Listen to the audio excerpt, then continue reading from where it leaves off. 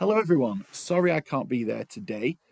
I'm with grade 12 in Verona, but we have our first proper formative assessment coming up in TOK, and therefore I thought I'd record a video so you have a very clear idea about what you're doing and you can get started on this. This is going to be due when in our first lesson when we come back after October break, and therefore I want you to get a head start today, and you also will have Thursday's lesson to discuss with me as well, because I don't want you wasting time and I don't want you to be having to do all of this during the October break, okay? So, our lesson today, I'm going to introduce the TOK exhibition, and what you're going to do is you're going to be responding to a knowledge question and writing 1/3 of your TOK exhibition. So, baby steps, all right? It's about 300 words. The learning outcome today is to understand the requirements of the TOK exhibition and then use that knowledge to then effectively prepare for your formative. We're going to practice looking at the TOK exhibition, what it is, looking at some exemplars, looking at the structure, how it's done, and then you're going to be responding to one of 4 questions with your own personal response and selection of object. All right, so that's just a little overview. So let's get started. As you know, the TOK course is broken down into the core theme, the optional theme, and the areas of knowledge, and they are all underpinned by the TOK concepts. Now, in grade 11, you will be doing the TOK exhibition, which is 33% of your final grade. And that is based upon both the core theme and the optional themes. In grade 12, you will do your TOK essay, which is based on the areas of knowledge, but you don't need to worry about that just yet. So, we're going to be looking at this assessment, the TOK exhibition, in more detail, and that's going to help us do our first formative assessment. So, the TOK exhibition is based around the core theme, which is knowledge and the knower, and one of the optional themes. All right, and we do 2 optional themes this year. One prompt is selected from 35 knowledge questions that are listed in the guide. Please note that we're not going to use any of these questions for practice because that would be academic dishonesty because you'd be having an extra practice at it. So the knowledge questions will be taken from the knowledge framework and not from the list of 35 prescribed titles in the guide. You're going to select 3 objects for the final one. Today we're just going to pick one. But you're going to select 3 objects and they're going to be used to explore that question from different perspectives. Students will then create an exhibition comprising of those objects, and if you have the actual physical objects, you can bring them in, but if not, a picture is absolutely fine.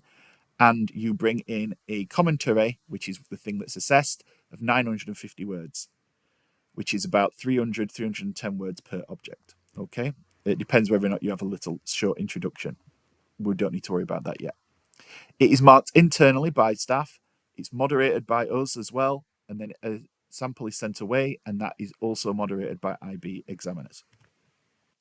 So that's how it looks like. We have the AI prompt, the IA prompt in the middle, one of 35 that you select yourself. And then we have 3 objects that respond to that from different perspectives.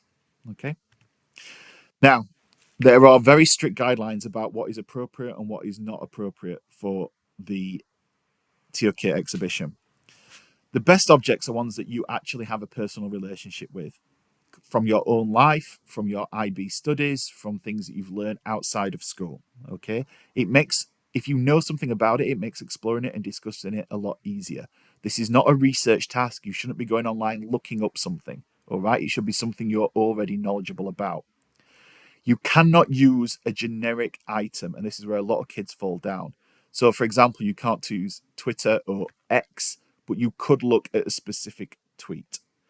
A school textbook isn't very good, but one that you have specifically used before and maybe made notes in or something like that, that would be acceptable. A picture of an artist is not acceptable unless you want to actually analyze that portrait, but a specific painting would be fine. Okay, so they must be specific. They must be tangible and exist in a specific time and place. So you can't have anything completely abstract. So if you wanted to use an equation for gravity, you can't put an equation in there. you would need to express, for example, Newton's Philosophiae Naturalis Principia, Mathematica, and then that would be okay, and you could discuss the findings of that.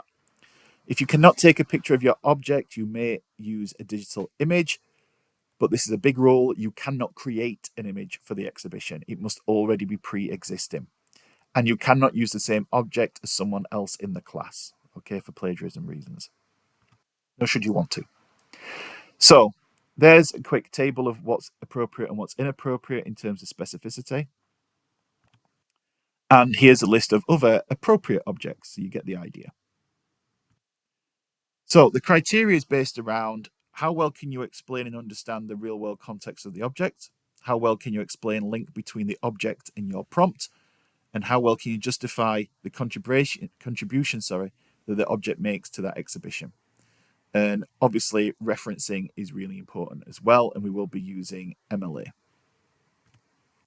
So here's an annotated example of what the sort of thing that I'd like you to select.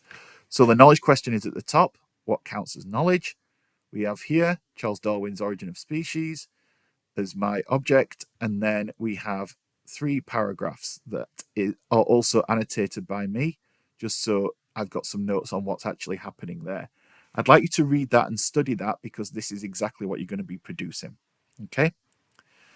Then we have the mark scheme.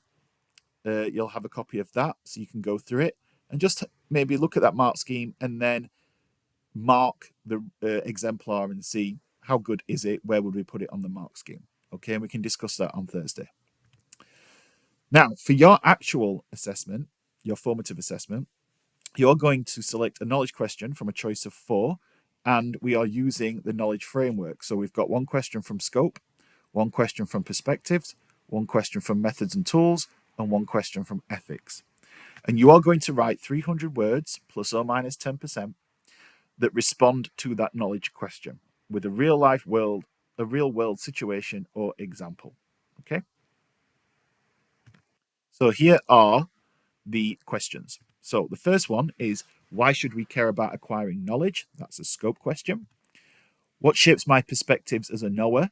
We did that for homework, so that should be quite straightforward for us. That's perspectives.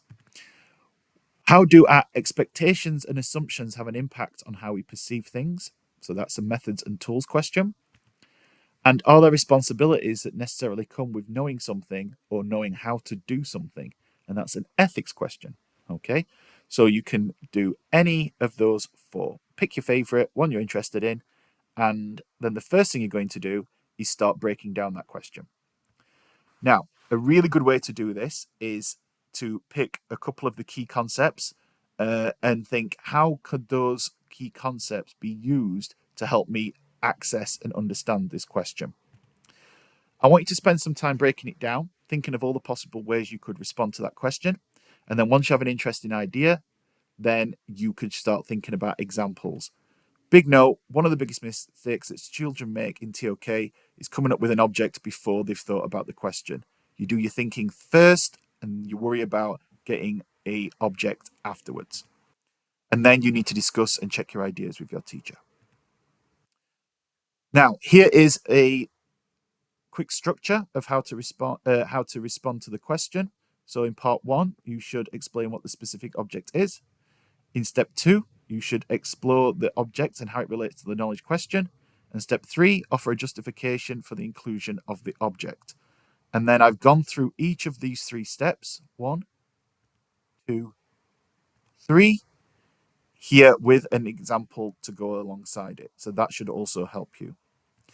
I want you to then start writing it, and there's a final checklist there that you must use before you submit your final assessment.